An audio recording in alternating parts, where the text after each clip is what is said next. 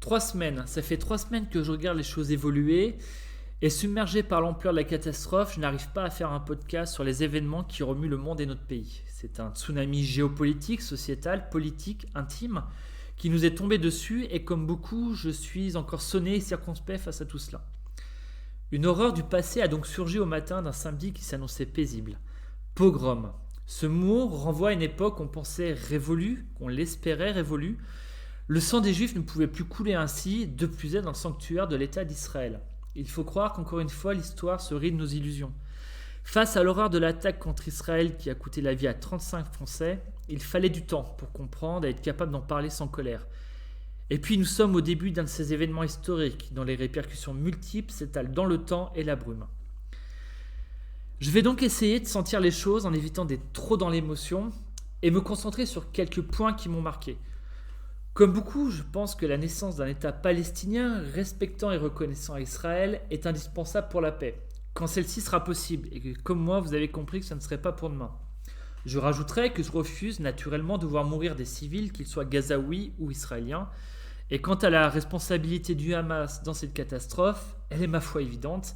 Dire le contraire, ça serait chercher à excuser les 1400 civils assassinés le 7 octobre et refuser une vérité. Avant le 7 octobre, Gaza était certes sous blocus, mais n'était pas écrasé par des tonnes de bombes.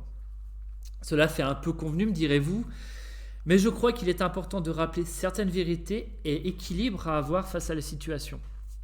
Aujourd'hui, une évidence s'impose. Nous avons plongé dans une spirale proche-orientale qui devient un conflit français, belge ou anglais. À se demander si la rue arabe, comme on dit, n'est pas aussi une rue française. Des populations ne se comprennent plus. On meurt déjà ici car le conflit palestinien et l'islamisme ont fusionné depuis longtemps et que enseigner cette vérité peut tuer. Nous sommes bien loin du combat de Yasser Arafat, un laïc de l'OLP qui était marié à une chrétienne. La cause palestinienne est devenue un combat religieux pour le monde musulman et peut-être de manière plus intense encore pour une partie de notre population européenne, chez qui la cause palestinienne est parfois un fondement identitaire. Une identité qui crie sur les réseaux sociaux son étonnement, mêlé d'incompréhension et de colère. Mais comment nos voisins peuvent-ils soutenir les juifs ? Dans les attentats que la France et la Belgique ont subis, la mort s'est rappelée à nous. Et l'incendie n'a peut-être plus besoin du combustible proche-oriental quand on tue des Suédois ou un professeur. Cela percute de manière opportune l'effervescence actuelle en Europe sur la question migratoire. Et certains diront peut-être bientôt « tout est en train de se lier, nous y sommes ». Cela se passe alors qu'il y a une perte de vitesse de l'Occident, ou plutôt un retour d'un antagonisme fort et ancien entre l'Occident et l'Orient. Des acteurs sont de retour de manière plus belliqueuse, comme la Chine, la Russie, l'Iran, et jouent le jeu à fond de la puissance. Mais il faut se rendre à l'évidence, l'hyperpuissance occidentale, née des 2 guerres mondiales, avec l'écroulement de l'Empire ottoman et l'accès américain à l'hyperpuissance, nous avait donné l'impression d'une fausse sérénité européenne. Ainsi, la question de la Turquie se pose de plus en plus. Beaucoup d'entre nous avons complètement oublié le siège de Vienne par le sultan, mais la puissance ottomane en Europe a longtemps été une menace existentielle. Menace existentielle qui résonne pourtant encore fortement en Arménie, où actuellement quelques soldats français sont en train de se déployer pour former l'armée arménienne menacée par les Azyris. Encore un conflit qui peut s'importer en France, me direz-vous.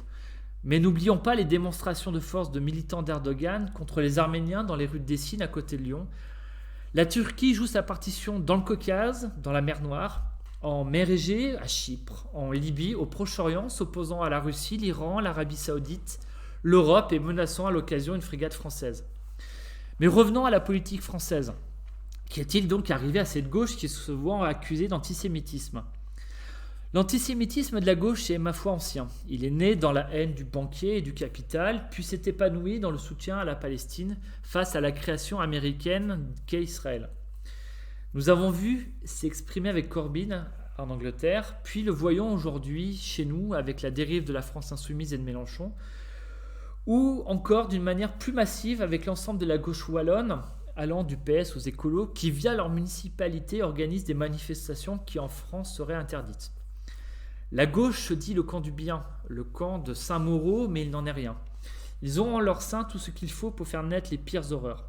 La différence avec la droite qui connaît ses démons est que la gauche se ment elle-même. La dérive est nommée en France islamo-gauchisme. Elle incarne le fait qu'ayant perdu le prolétariat ouvrier, la gauche a retrouvé dans l'immigré un nouvel électorat comme le recommandait Terra Nova.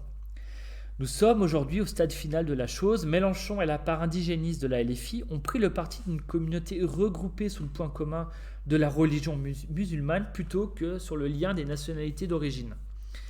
Cette communauté devient l'outil visant à créer le chaos pour espérer une sorte de grand soir pour les plus ambitieux ou sécuriser un nombre de circonscriptions pour les plus pragmatiques. Quand on me dit que la gauche est électoralement finie, je suis toujours prudent, car une élection présidentielle demain pourrait bien voir un Mélenchon au second tour. Et cela du fait de l'éclatement de la Macronie en deux entre des potentielles candidatures d'Attal ou Darmanin face à celle de Philippe. Rajoutons à cela la présence irrémédiable de Laurent Wauquiez pour les LR et peut-être une candidature de Zemmour.